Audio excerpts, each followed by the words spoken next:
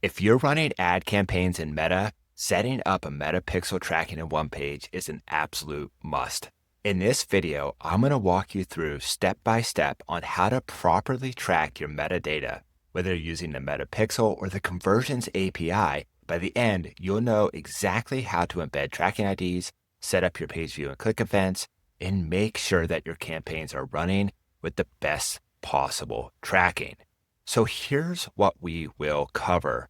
We'll cover the key differences between Meta Pixel and the Conversions API, how to embed your tracking IDs in Onepage using a direct integration, a full setup guide for Meta Pixel, a full setup guide for the Conversions API, and how to configure your page view tracking and name events for the most important website interactions. Finally, we'll show you how to define click events so that every button in action is tracked correctly. So if you're ready to level up your tracking and get the most out of your Meta ad campaigns, let's jump in and show you how this all works. Okay, before we get started, I just want to talk briefly about the Meta Pixel and Conversions API, or CAPI. They're both powerful tools for tracking and optimizing your Meta campaigns. The Pixel is browser-based, capturing actions like page views and purchases. However, it can be limited sometimes by ad blockers and privacy settings on certain browsers. On the other hand, the Conversions API sends data server-side, making it a little bit more reliable and unaffected by different browser restrictions. When they're used together, they provide the most accurate tracking and ad performance insights. If you want to learn more about either the Meta Pixel or the Conversions API, you could do so on the Meta website. We also have some information that we will link in the show notes. Okay, so let's go ahead and jump in. We are in our website here. And this is the basic website that we're using for test purposes, but we have this button here and we would like to track events when users click this button because we'll be running ads to this page in this demo example. So the first thing that we need to do is on the left-hand side, we need to go over to our settings and then we need to go ahead and click Site Settings. Within Site Settings, there's this tab that says Integration. So let me go ahead and click that. And I have some data in here already, but I'm going to go ahead and back this out. But this is where you can put in your Google tag information, your TikTok pixel, LinkedIn Insight tag, Google Maps, and some other things which we've showed in other videos. However, in this video, we're going to show you where you can get your pixel ID and then the Conversion API access token, which is optional. You don't need it, but the pixel ID will be required. So if I go over to my Meta Ads account, I'm going to go to Account Overview just to show you where this is exactly. So if I'm in this account, which is not an active account, by the way, I can go ahead and hit Events Manager.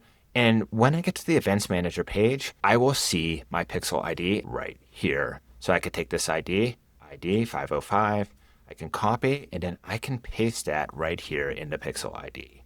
For the Conversions API, I don't really have this set up, but you can grab that ID as well here, and you can paste it into Onepage. So in this case, we have both. Once you put these in here, you just need to click the blue Save Changes button, and your Pixel ID and your Conversions API codes will be saved in the settings, and then you can go ahead and exit out. And now these two IDs are connected, and this is a integration that we have right within Onepage.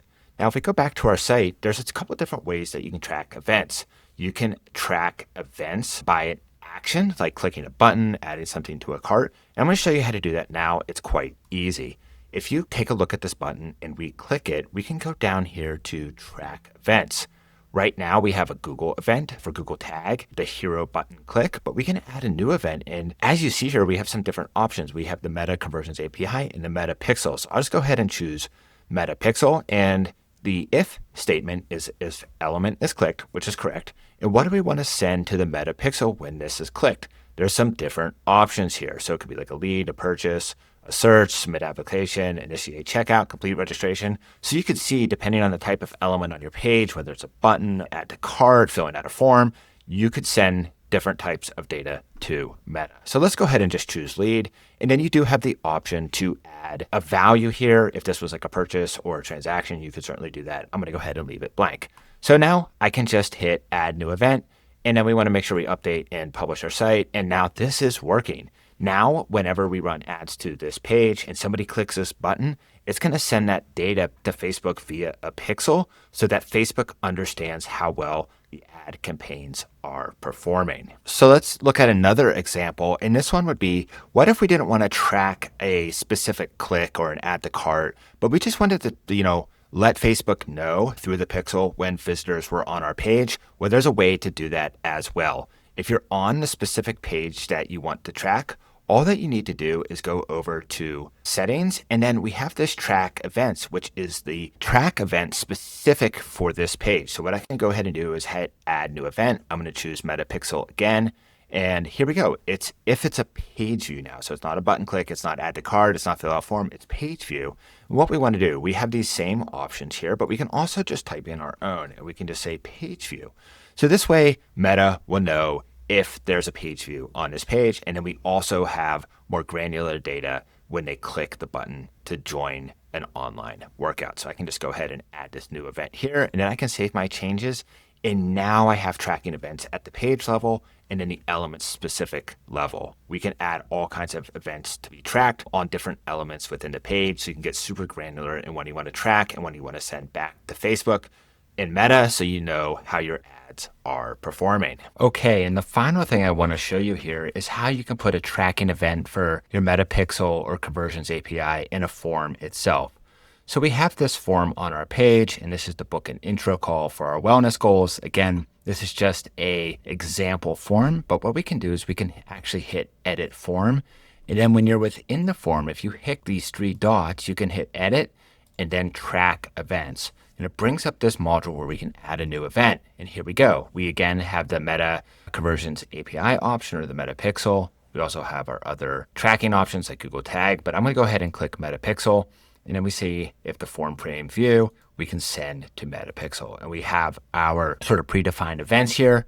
We could just choose contact here. We're going to leave value blank. And that's all that we need to do. So we can actually track form completions right with our Metapixel. Okay, so we hope that you found this video helpful.